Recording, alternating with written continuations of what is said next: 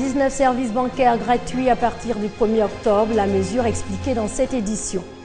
Le dossier du dimanche a trait à un sujet relatif à l'éducation. Il y sera question de l'inscription en ligne pour les élèves du secondaire.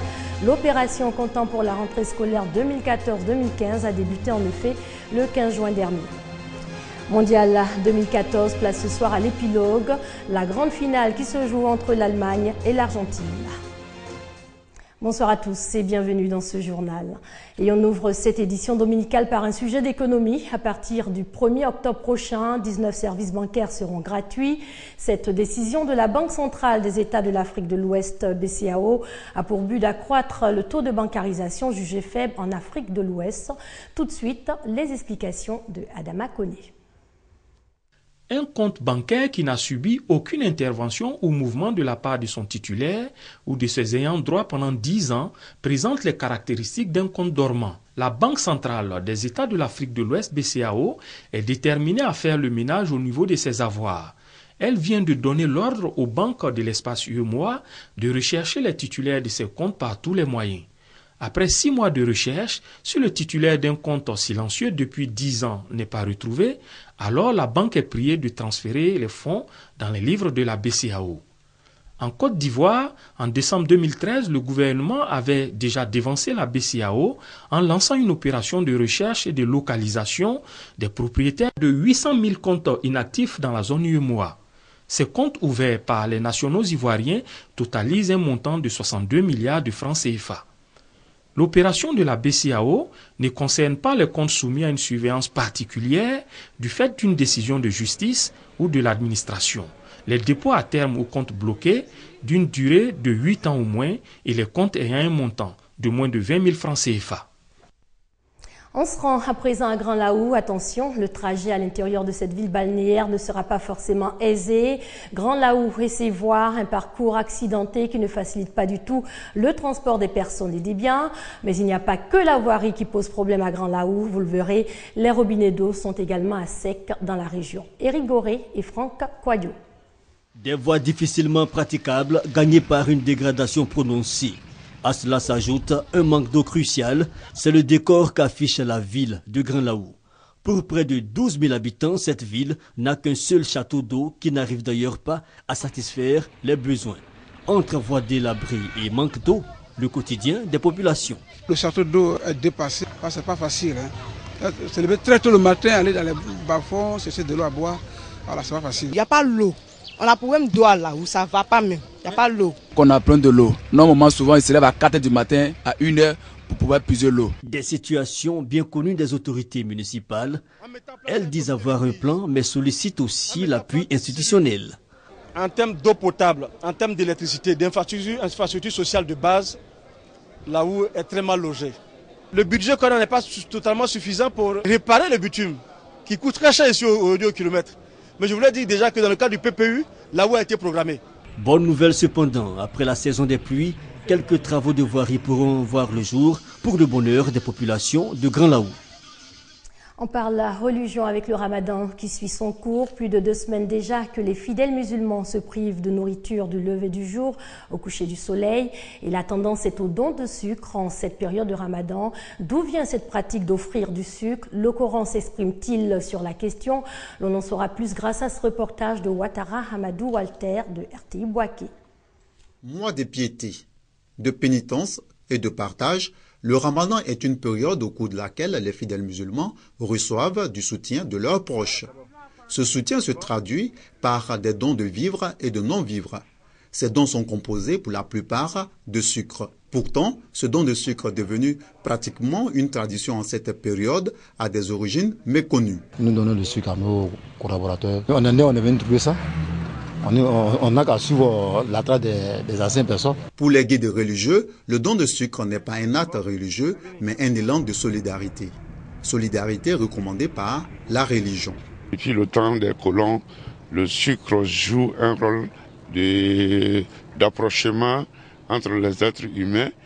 La communauté musulmane aujourd'hui ne demande pas le sucre. On peut donner du sucre, on peut donner aussi autre chose. Ce n'est pas une obligation. La religion ne part de nulle part du sucre. La religion nous demande de rompre notre jeûne avec la chair de notre front. Si le don de sucre n'est pas une prescription du Saint-Coran, aujourd'hui, il est devenu indispensable pour les communautés musulmanes des 4 coins du monde. En bref, l'hôpital général d'Adjamé sera remis officiellement demain lundi au président de la République Alassane Ouattara. Cet hôpital a une capacité de 102 lits d'hospitalisation. Il a été effectué par le gouvernement ivoirien qui en a assuré les travaux de finition. À l'étranger, tout d'abord en bref, le nord du Mali qui est en proie à de nouvelles tensions alors qu'une réunion de dialogue est prévue entre les acteurs maliens dans moins d'une semaine à Alger. Au Mali où l'opération Serval a pris fin, elle sera remplacée par une opération contre le terrorisme dans le Sahara et au Sahel. L'opération d'envergure est baptisée Barkhane. Malala en visite au Nigeria, cette jeune Pakistanaise qui a survécu à une tentative d'assassinat des talibans, a exprimé aujourd'hui sa compassion aux parents des lycéennes enlevées par la secte Boko Haram, la secte qui aujourd'hui a diffusé une vidéo dans laquelle elle revendiquait les attentats du 25 juin à Abuja et Lagos. Elle est venue leur apporter son soutien. Malala, la jeune Pakistanaise rescapée d'une attaque des talibans, a rencontré les familles des lycéennes enlevées par Boko Haram il y a 3 mois au Nigeria. Malgré la campagne mondiale Bring Back Our Girls et malgré quelques évasions, la plupart de ces jeunes filles est toujours entre les mains de la secte islamiste. Bring back our girls, now and alive. La capitale libyenne au bord du chaos, de nombreux morts aujourd'hui, notamment dans des affrontements entre des milices islamistes et les brigades de Zenten pour le contrôle de l'aéroport. L'ensemble des vols au départ et à destination de la capitale libyenne ont été suspendus. L'aéroport de Tripoli est fermé pour au moins 3 jours. Violent combat ce dimanche à Tripoli. Des groupes armés s'affrontaient pour le contrôle de l'aéroport. L'attaque a été déclenchée par des groupes islamistes contre les ex-rebelles de Zenten, une milice rivale considérée comme le bras armé des libéraux et qui tient plusieurs lieux stratégiques de la capitale libyenne. Tous les vols ont été annulés.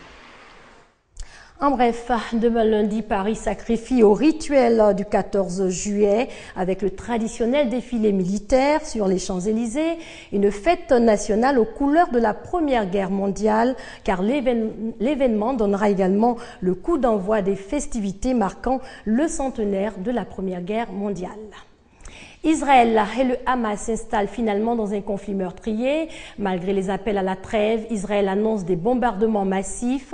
Quant au président palestinien Mahmoud Abbas, il demande à l'ONU de placer l'État de Palestine sous protection des Nations Unies. Dimanche au petit matin, des centaines de familles palestiniennes arrivent à Gaza City. Elles ont quitté leur maison pour se réfugier dans cette école des Nations Unies. À partir de midi, prévenaient les tracts de l'armée israélienne, intensification des bombardements sur le nord de la bande de Gaza. Ils nous envoient des messages d'avertissement. On avait trop peur de rester chez nous. Nous voulons partir. À l'école, on est sûr que nos enfants sont en sécurité. Ceux qui le peuvent, étrangers ou palestiniens bénéficiant d'une double nationalité, font leurs valises et quittent la bande de Gaza en colère. Vous savez, le pire dans tout ce qui se passe ici, c'est que je suis en danger à cause des 3 milliards de dollars que les États-Unis donnent à Israël chaque année. Dans la seule journée de samedi, les bombardements ont fait 56 victimes, parmi lesquelles 2 femmes handicapées tuées dans leur foyer d'accueil. La maison d'un chef de la police du Hamas a également été visée. Les hôpitaux reçoivent quotidiennement des dizaines de blessés qu'il leur est de plus en plus difficile de traiter à cause des ruptures d'approvisionnement. Les bombardements compliquent aussi le déplacement des ambulances. À cause de l'intensité des bombardements et du fait qu'ils ont lieu jour et nuit, c'est devenu très difficile pour le CICR et tous les autres acteurs humanitaires, comme le Croissant Rouge palestinien, de se déplacer dans la bande de Gaza. Samedi, l'armée israélienne a lancé sa première offensive terrestre à Gaza, une incursion visant à neutraliser un site de lancement de roquettes. Le bilan de cette opération varie selon les sources, israéliennes ou palestiniennes. Les chiffres, eux, restent incontestés. En 6 jours, 800 tirs de roquettes depuis Gaza contre 1300 frappes israéliennes et plus de 160 victimes, toutes palestiniennes.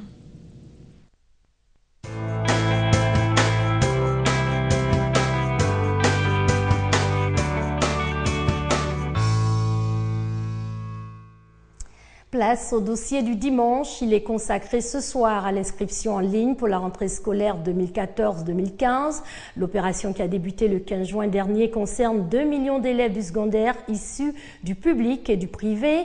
Pour l'heure, près de 3 000 ont pu s'inscrire de façon pratique. Quelles sont les procédures? Les usagers ont-ils une parfaite maîtrise de ces procédures? Comment se déroule l'opération? Des réponses dans le dossier du dimanche.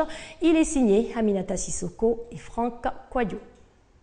Environ 4 500 000, c'est le nombre d'élèves du primaire et du secondaire inscrits avec plus de 40% de filles pour l'année scolaire 2013 à 2014. L'inscription, autrefois un parcours du combattant. Depuis 3 ans, la direction de la planification, de l'évaluation et des statistiques du ministère de l'Éducation nationale et de l'enseignement technique MENET y a remédié. Moyen trouvé, l'inscription en ligne, mais certains ne maîtrisent pas encore le processus. Je sais bien que l'inscription se fait en ligne, mais je ne connais pas le processus. Pour d'autres, par contre, aucune difficulté à inscrire leur enfant. Je suis les informations, j'ai des rubriques qui sortent, inscription lycées et collèges, je valide. On me demande le numéro matricule de mon enfant et donc je m'exécute. De chez moi à la maison, j'ai pu inscrire mon enfant et très rapidement. J'ai fait que suivre les instructions que l'opérateur m'a données. Aussitôt, l'opération a marché, on m'a dit qu'elle est inscrite en ligne. Les avantages sont la rapidité, parce que je n'ai pas eu à aller faire une file. Débuté le 15 juin dernier, l'inscription en ligne 2014 à 2015 se fait chez 4 opérateurs de téléphonie. De plus, chaque utilisateur du téléphone portable possédant un compte mobile créditeur peut la faire partout où il se trouve sur le territoire national.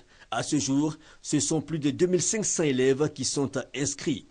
Il faut que l'enfant ait un matricule valide. Il y a un process pour chaque opérateur. Si l'enfant est du privé, il faut avoir positionné sur son compte 3 000 francs. S'il est du public, 6 000 francs, mais 100 francs de timbre pour l'État. Et ensuite, il suit la procédure indiquée par l'opérateur jusqu'à achever son inscription. Une fois que l'inscription est achevée, à l'instant d'après, il lui est tout à fait possible d'éditer un reçu et c'est avec ce reçu qu'il se rend dans l'établissement pour faire les étapes physiques. L'utilisation des technologies de l'information et de la communication TIC participe à la gestion des frais d'inscription et du système éducatif. L'inscription en ligne nous amène même dans la comptabilité à être à jour. On peut suivre les mouvements des directeurs d'études.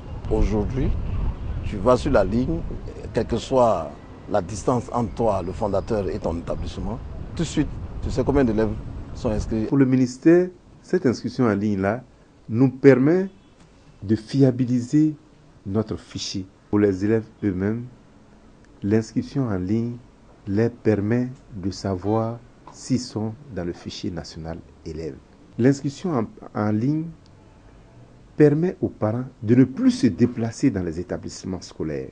Ils ont 2 mois encore pour faire l'inscription. Nous fermons la plateforme le 15 septembre.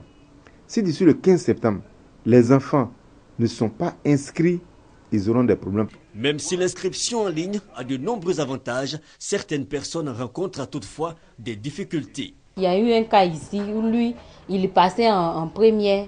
Et puis quand j'ai fait l'inscription en ligne, on me ramène dans une classe de 3e qu'il a effectuée. Et puis dans une autre école, il m'a dit oui, il a réellement fréquenté cette école, mais il n'est plus là-bas.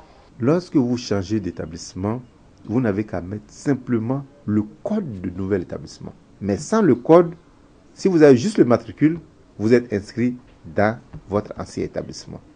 Pour le ministère de l'Éducation nationale et de l'enseignement technique, cette nouvelle méthode d'inscription permet la mise en place de statistiques scolaires, un bréviaire pour tous les partenaires du système éducatif.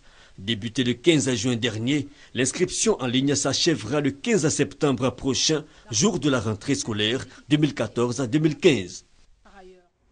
En bref, avant de terminer toujours au chapitre éducation, les épreuves du BTS démarrent demain lundi pour 54 698 candidats. Cette année, ces épreuves écrites de la session 2014 du brevet de technicien supérieur concernent 40 226 candidats issus des filières tertiaires contre 14 472 des filières industrielles.